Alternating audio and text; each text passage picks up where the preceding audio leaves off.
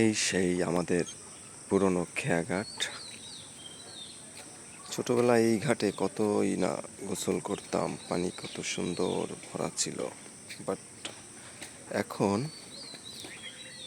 কালের বিবর্তনে দুই পাশ দিয়ে অসংখ্য কয়লার ঘাট হওয়ার কারণে নদীর পরিবেশটা নষ্ট হয়ে গিয়েছে।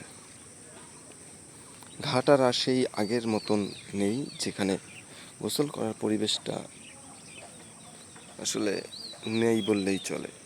কত বড় বাগান ছিল জিয়াবাইদের, অথচ আজ সেখানে কয়লার স্তূপ। নদীর এপার ওপার দিয়ে দুই পারে কয়লা।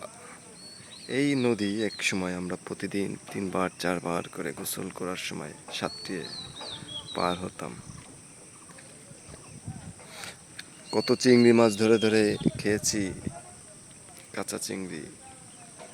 কি অবস্থা আজকে এই ঘাটের!